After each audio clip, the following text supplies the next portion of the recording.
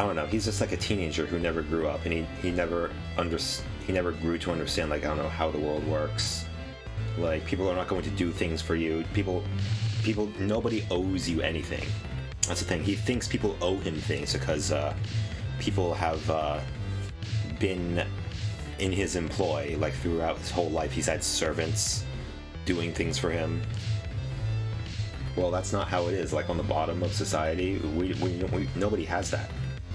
And I don't think he realizes that. He's so, like, insulated, he doesn't realize that. Anyway, and then he even wanted the special, the Supreme Court. He's to rule in his favor. He said, we're gonna take my basis claims of a stolen election all the way up to the Supreme Court, and we're going to just have the Supreme Court overturn the election, I guess, like they did in 2000s. Yeah, he thinks that the Supreme Court was going to steal the election for him like they stole the election for George Bush in 2000.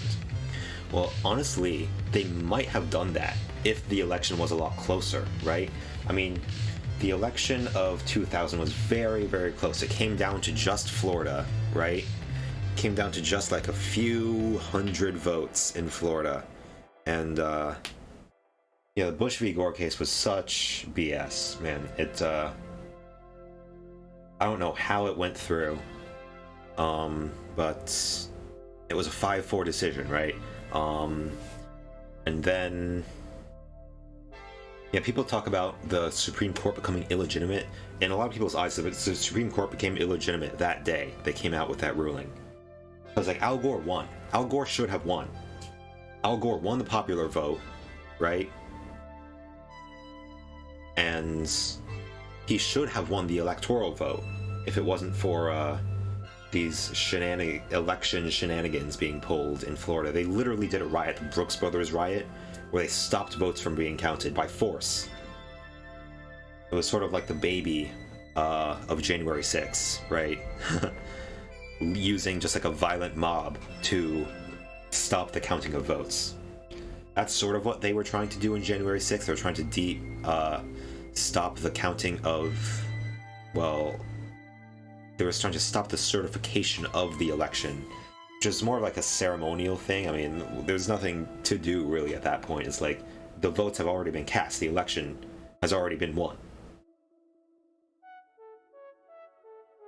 But 2000 was a lot more, I don't know if it was more organized, but they were able to steal it a lot easier because it was just a small little step, right? Just to get across the finish line. But like in the 2020 election, they would have had to overturn the results of multiple states, right? To overturn the election results. What was the final 306 electoral votes? Right, that's right. To 232 for Trump. So they would have had to overturn Pennsylvania as well as like Arizona, New Mexico, and Nevada or something, or Pennsylvania and Georgia, or Michigan, Wisconsin, Arizona, Nevada. You get the idea.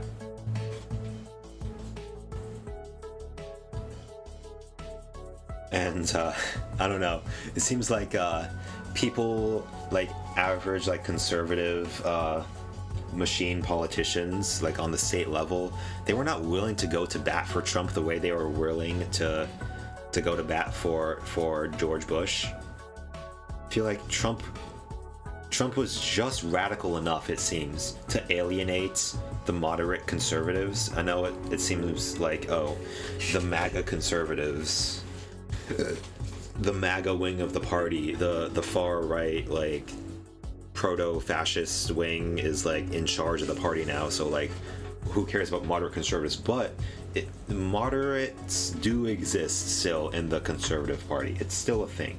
So and it's a lot of those people who are in like positions of power in the government, right? It's like the Georgia Attorney General. Like, remember the phone call that was leaked between between Georgia, the Georgia Attorney General and Trump. Trump was like, "Oh, come on, guys! I just need 11,780 votes. Come on, I just need to get over the finish line. Come on, give me a break, guys." something Joe Biden would say. "Come on, guys, just give me a break here. I'm trying to win this election over here. Come on, you're gonna owe. I'll owe you one if you find some votes for me. I'm just saying." And they were like, "Oh, Mr. President, there are no votes to find." He's like, "No, you don't get it. There are votes out there. You just gotta go and get them. Come on." Yeah. That was quite a thing. He was literally saying like, "Oh, people are going to be very upset with you if you don't steal this election for me." And it's like, who's going to be upset? Trump is going to be upset, and Trump's supporters are going to be upset. But that's a given. They want to win the election. I mean, so yeah, they want to win by any means necessary. So if you don't steal the election for them, they're going to be mad with you. But like, it's another thing. Trump uses a lot of like threats, like implicit threats of violence to like intimidate people to get what he wants. It's like when he said recently, "Oh, if I get indicted, you're going to see problems. You're going to be a lot of problems. The American people will not stand for it. Believe me." What does that mean? The American people are not going to stand? He means that his supporters are going to like do terroristic acts. That's what that means. They're going to do violent protests. They're going to riot. Ooh, I wonder if the police are going to crack down on the riots if they ever happen, like they did crack down on the BLM riots or protests, because they went easy on them on January 6th, right? I mean, a lot of them got arrested after the fact, but when it was actually happening, like, the police were not very violent with the protesters. They kind of let them in some instances, right? But who knows, like, how much of that was like intentional? Like, oh, we don't want to hurt Republicans. We don't want to hurt like these God-loving, salt-of-the-earth Americans. Or how much of it was just like incompetence? Like, oh, we didn't think they were actually going to attack us. Like, what the hell? Like, that would be insane if they actually did that, right? But no, they're crazy. They are insane. These people are insane. They flew to DC from all across the country just to try to kidnap some Democratic or Republican lawmakers. I mean, they were going after Mike Pence too, because Mike Pence was scapegoated by Trump. Oh, that's funny. It's like Mike Pence, like, he's such a Republican. He would do anything within the legal limits of what he could do. Like, I heard that he called a former vice president and was like, "Hey, is there any way that I could actually steal this election? Or is there any way that I could actually change the results of the election?" And the guy was like, "No, don't do it. Don't do it. That's a bad idea." And he was like, "Oh, okay, fine." It's like, do you think that Republicans would not try to steal the election if they thought they could get away with it? They totally would. I mean, of course they would. They've done it before. It's not a big stretch, but like, it can't be done. You will have to do like illegal things. Yeah, Republicans are you could say they're cocked.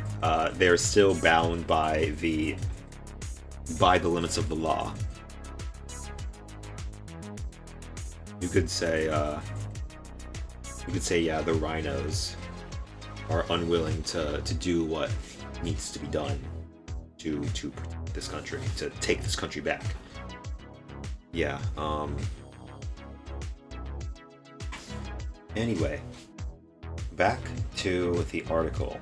That went on a little tangent there.